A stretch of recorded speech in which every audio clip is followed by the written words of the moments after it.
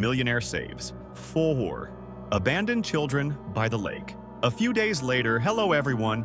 Enjoy these calming moments as you watch. On a stormy evening, Jason, a wealthy millionaire, was strolling by the lake when he suddenly heard a strange sound. It started off faint, like someone moving carefully. Intrigued, Jason paused and tilted his head to listen more closely.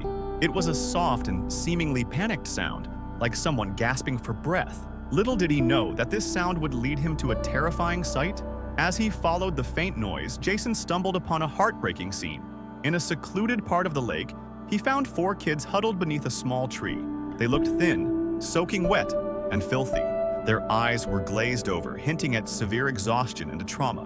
Jason's heart sank, seeing their bruised bodies, and he felt an overwhelming sorrow rise within him. They were shivering from the cold and had clearly been left there far too long. The oldest boy, Martin, managed to lift his head and whispered, "Please, sir, don't chase us away. We didn't do anything wrong." Jason's heart ached. He didn't need to ask more. One glance into their frightened eyes told him everything. These were not just common homeless kids. They had been through unimaginable horrors. Jason's mind raced with questions. How could anyone treat them so cruelly? Who was to blame for their suffering? "You don't have to be afraid," Jason said gently, stepping closer. "I'll help you. You won't have to stay here anymore." He pulled out his phone and called a doctor he trusted. While waiting, his eyes never left the children. They had endured so much, yet now they finally had a glimmer of hope. Determined not to abandon them, Jason felt a deep resolve grow within him. The doctor arrived about 30 minutes later, an older man with a serious yet kind demeanor. After examining the children carefully, his heart sank further. "They've been severely abused," he said, shaking his head. "These bruises and wounds didn't happen by accident. They've suffered for a long time." Jason, silent but anxious, felt a storm of anger brewing inside him. These kids were likely victims of a cruel gang, and he knew he had to protect them at all costs. "Please help me keep them safe," Jason urged the doctor. "Of course," the doctor agreed. He suggested the children needed long-term care, but mentioned that a public facility wouldn't be safe for them. Jason quickly decided to take them to his mansion, vowing to care for them himself and shelter them from any remaining threats. That night, Jason and the doctor prepared beds for the children in the spacious mansion. Outside, rain fell steadily, casting an eerie hush over everything. Inside their room, the kids exchanged silent glances, still processing their escape from danger. Jason sat beside them, smiling softly. "Tomorrow," he promised, "you'll have good food and a warm bed." Little did he know, strange events were about to unfold that would change his life forever. Despite living in luxury, Jason couldn't shake an unsettling feeling. Though he had done his best to assist the children, an unknown discomfort gnawed at him. Even as they gradually recovered, the children's fear loomed over them like a dark cloud. Their haunted eyes revealed that the shadows of their past weren't easily forgotten. Thoughts raced through Jason's mind. Who had hurt them and why? He resolved to uncover the truth no matter the cost, even if it meant confronting danger. The next day, police arrived at the mansion to investigate.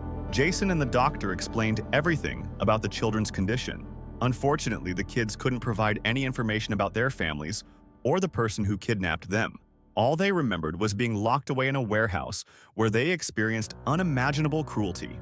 The police searched around the mansion but found no leads connecting the children to any organization or gang.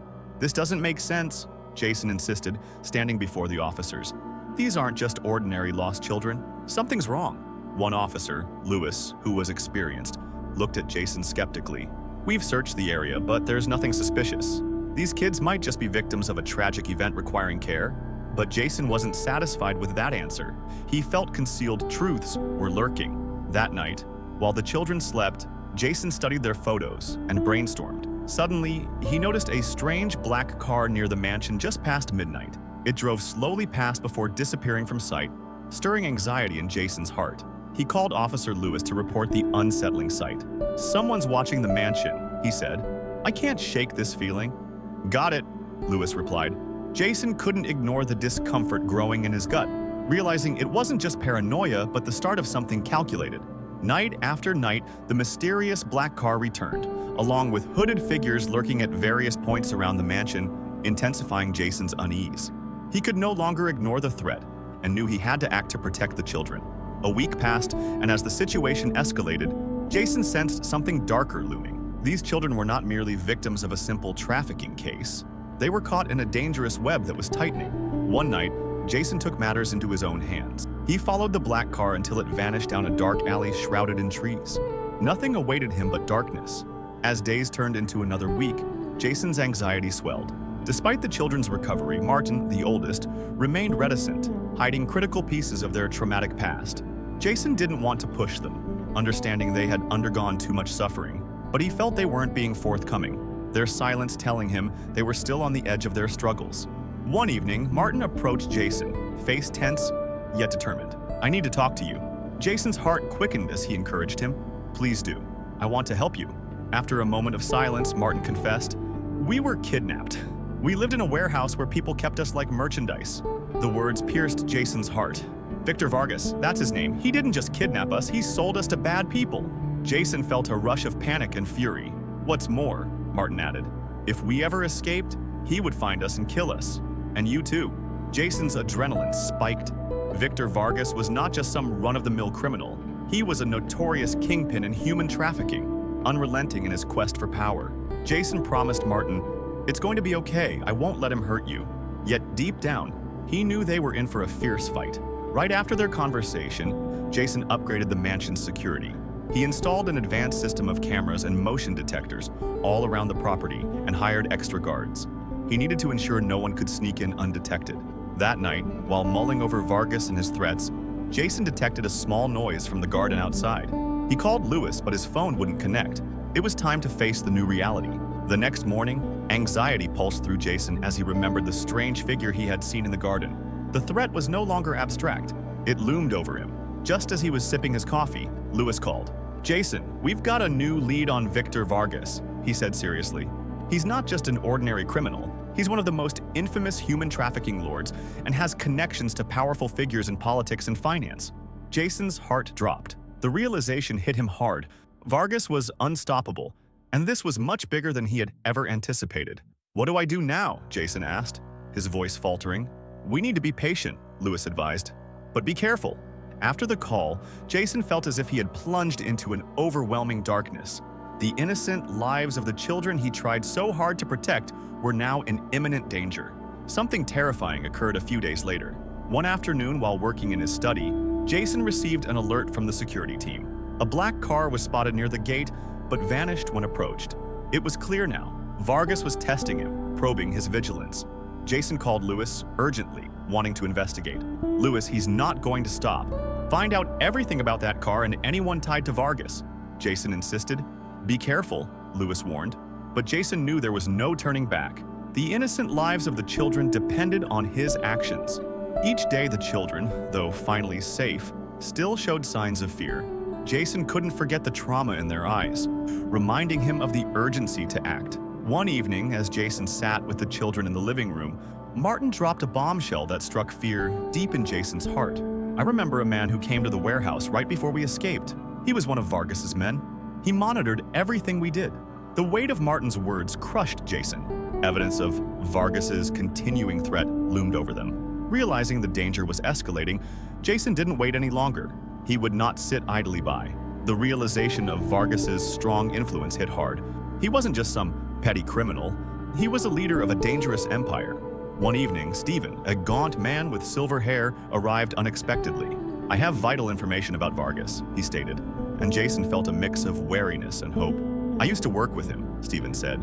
"I know his operations inside out and now want to help you stop him." Jason sensed this could be the break he needed. Together, they would strategize against Vargas's impending threat. Later that night, as Jason stepped outside for air, he heard footsteps in the dark. Suddenly, he felt a bullet whiz past his shoulder. Panic surged, and he hurried back into the mansion, ordering his guards to secure the children. "Are you all okay?" he asked anxiously. Though terrified, Martin assured Jason, "We're okay." But Jason could feel the tension thickening. They were all aware of the impending danger. "Double the security? Keep the kids in the safe room," Jason commanded, adrenaline coursing as chaos erupted outside the mansion. As the guards fought valiantly, Jason knew he had to bolster defenses. He activated the security gates, illuminating the property with floodlights, just as gunfire rang out. But the chaos was far from over. "Jason, we're under attack from two sides," a guard shouted. Jason felt the weight of fear crush him. If he didn't thwart the attackers, everything he held dear was at stake. He rushed upstairs, desperate to shield the children while chaos ensued. Murmurs of panic filled the air as he arrived at their room. "We have to get out of here," Jason yelled, pulling the children along. But confusion clouded their expressions. He couldn't answer them without revealing the dire situation. "We'll go out the back through the garden," he instructed firmly. They crept quietly, trying not to attract any attention. But with each passing second, danger loomed larger. Suddenly, a loud explosion shook the mansion. The back door was now blocked. They had nowhere to escape. Jason felt the suffocation of panic. He had to protect them at all costs. In that tense moment, they encountered Vargas's armed men. "Run!" he screamed, shoving the children toward a secure room.